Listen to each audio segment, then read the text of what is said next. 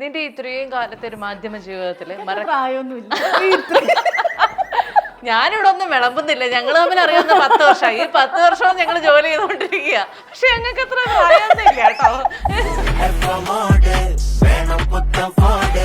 മക്കളെ ആ ഫോട്ടോ അങ്ങ് നീ ഡിലീറ്റ് ചെയ്യാൻ കൊള്ളൂല, ആൾക്കാരൊക്കെ എന്തെങ്കിലുമൊക്കെ പറഞ്ഞാലാ അങ്ങനൊക്കെ പറഞ്ഞു.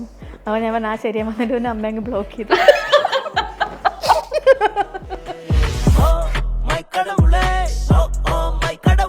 5ാം ക്ലാസ്സോ 6ാം ക്ലാസ്സോ 7ാം ക്ലാസ്സോ ഒക്കെ പഠിക്കുന്ന സമയത്തായിരിക്കും ദൂരദർശൻ വാർത്തകൾ കണ്ടിട്ടുണ്ടാവുക. അതിനുശേഷം മറ്റ് പ്രൈവറ്റ് ചാനലുകൾ വന്നു. ഇന്ന് 11 ന്യൂസ് ചാനലുകളുണ്ട്. എനിക്ക് ദൂരദർശൻ വാർത്ത മാത്രം കണ്ടാൽ മതിയെങ്കിൽ ഈ 11 ചാനലും വരില്ല. ഒരുപാട് വഴികളുണ്ട് ഒരു വാർത്ത അറിയാൻ വേണ്ടി. അതിൻ്റെ സത്യം ഏത് എന്ന് കണ്ടെത്തുന്നതിനാണ് വേറൊരു കാര്യമുള്ളത്. അപ്പോൾ അതുകൊണ്ട് തന്നെ ഒരുപാട് മത്സരം വരുമ്പോഴത്തേക്കും ജേർണലിസ്റ്റുകളെ കിട്ടാനില്ലാത്തൊരവസ്ഥ നിലവിലുണ്ട്. പക്ഷെ പണ്ട് നമ്മൾ പറയുന്ന ഒരു കല്ലെടുത്തെറിഞ്ഞാൽ ഒരു ജേർണലിസ്റ്റിന്റെ തലയിലായിരുന്നു. പക്ഷേ ഇത് ബ്ലോഗർമാരുടെ തലയിലാണ്. ഒരു പോയിന്റ് എത്തിയപ്പോൾ ഞാൻ ഒട്ടും കംഫർട്ടബിൾ അല്ലാതെയായി. എനിക്ക് പിന്നീട് ഞാൻ അതുവരെ വന്നൊരു സ്ഥാപനമായിരുന്നില്ല അതെന്ന് തോന്നി. എനിക്ക് ആൾക്കാർക്ക് ഭയങ്കര ഡിഫറൻറ്റ് ആവുന്ന പോലെ. ഞാൻ ഇത്രയും വർഷമായിട്ട് കാണുന്ന ആളുകളാണ്, പക്ഷെ അവരിലൊക്കെ ഒരു പെട്ടെന്നൊരു മാറ്റം എനിക്ക് തോന്നി. വന്നു തുടങ്ങി. സ്വരം നന്നായിരിക്കുമ്പോൾ തന്നെ പാട്ട് നിർത്തണമെന്ന് പറയൂലേ.